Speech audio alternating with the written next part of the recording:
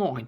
Dieses Mal werde ich zeigen, wie ich den Membran-Hochdruckspeicher an meinem Volvo 480 Turbo wechsle.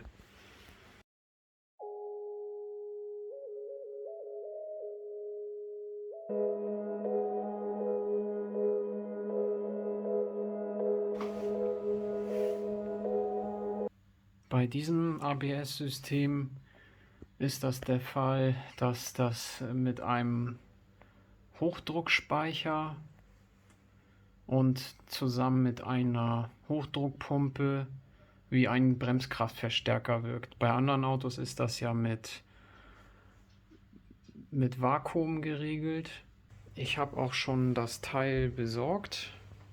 Das ist ein Originalteil von ATE für den Jaguar XJS. Das soll beim Volvo 480 Turbo passen. Und ja, dazu will ich vorher noch warnen. Also ich bin ein Kfz-Mechatroniker und wenn ihr keine Schrauber seid, also ich finde, wenn man an der Bremsanlage beim Auto arbeitet, sollte man schon mehr Ahnung haben als wie nur Ölwechsel und Reifenwechsel, da das System ja überlebenswichtig ist.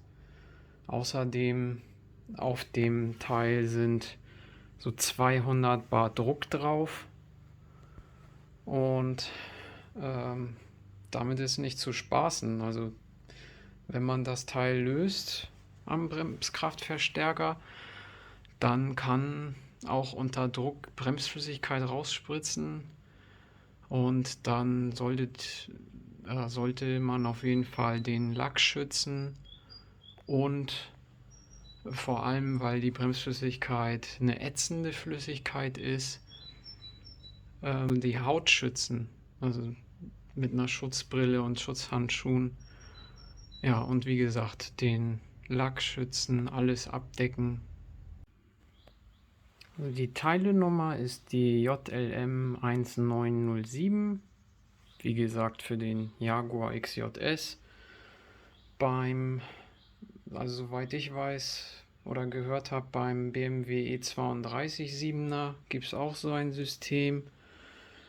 Da muss man eventuell sogar nicht nur den Druckspeicher, sondern auch die ganze Einheit tauschen, weil die Hochdruckpumpe vielleicht auch schon verschlissen ist. Und dann habe ich noch gehört, beim Ford Granada oder Taunus gab es das System auch. Aber wie gesagt, bei denen wird das auch ein anderer Druckspeicher sein, der anderes Gewinde hat, anders aufgebaut ist oder andere Form hat. Und bei dem Volvo hier soll der für den Jaguar XJS passen. Vorher muss ich mir wohl hier noch Platz verschaffen und die Zündspule ausbauen und die Batterie abklemmen, weil die Hochdruckpumpe, die will jetzt immer Druck aufbauen und zur Sicherheit klemmen wir dann den Minuspol ab von der Batterie, damit die auch wirklich nie anspringt. Und ja, danach werden wir das Bremspedal pumpen. Also das kann so 30 bis 40 Mal soll man das Bremspedal kräftig pumpen, damit der Druck entweicht oder damit das System drucklos wird. Ja, und dann mit einem 8er Imbus den Druckspeicher lösen, abdrehen. Wie gesagt, alles drumherum abdecken, damit nichts runterläuft. Also es kann auch unter hohem Druck stehen. Also aufpassen, dass auch nichts ins Gesicht spritzt unter Umständen oder woanders hier im Motorraum. Und dann sofort den neuen draufschrauben. und dann sollte das System wieder funktionieren. Also die ABS-Leuchte in meinem Fall, die geht nach langer Zeit nicht aus. Da muss man lange warten, bis die ausgeht. Und der weitere Fehler ist, man hört immer das Relais von der Hochdruckpumpe klicken.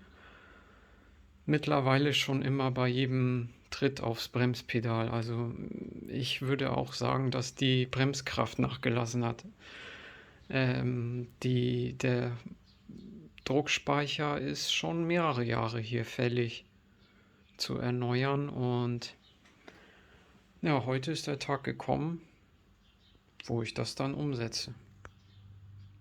Also fangen wir an. Alles abdecken, Batterie abklemmen und dann das Bremspedal pumpen.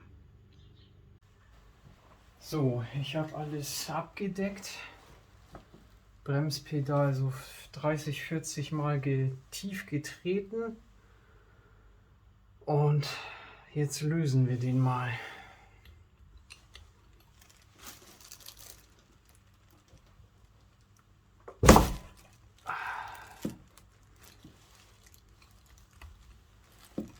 Das war es wohl schon.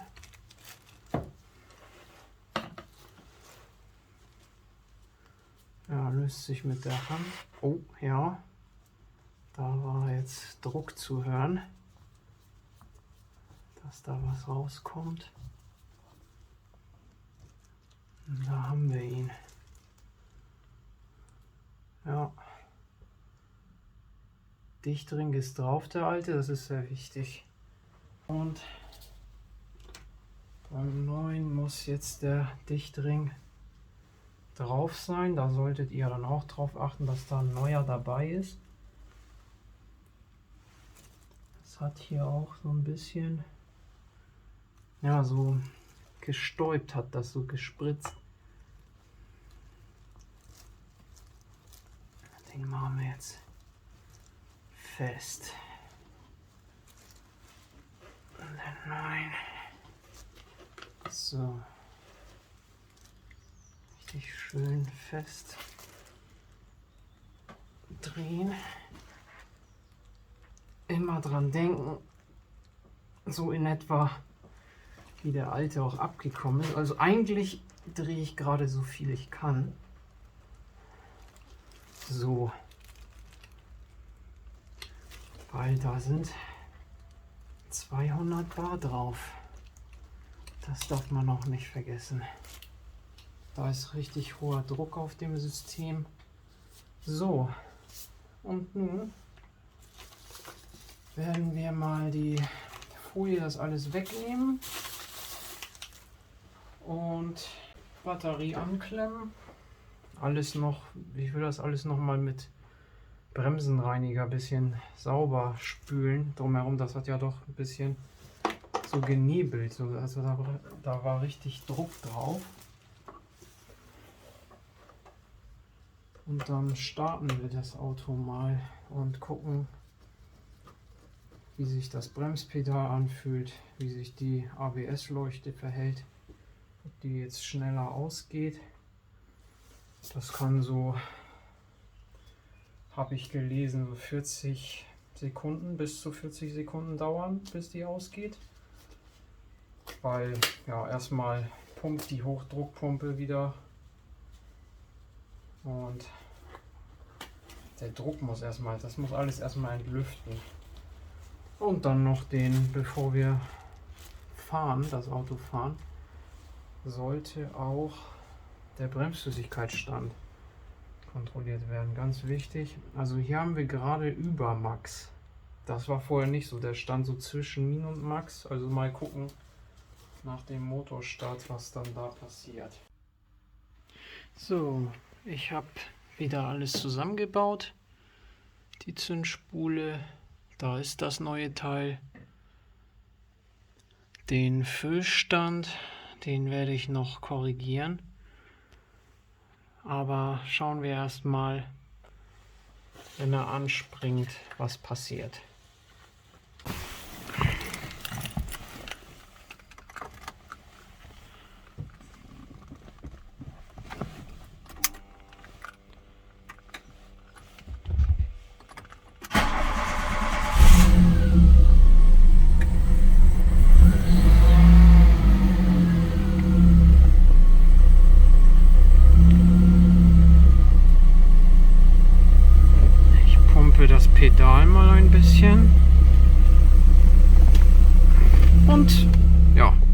das ging doch richtig schnell.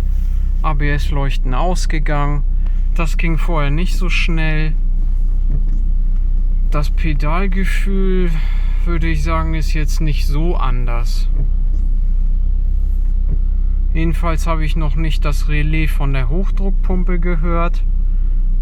Also sollte jetzt, da die nur unterstützen soll, sollte jetzt der Druckspeicher die Hochdruckpumpe entlasten, was dann auf Dauer auch gut ist für die Hochdruckpumpe. Wunderbar.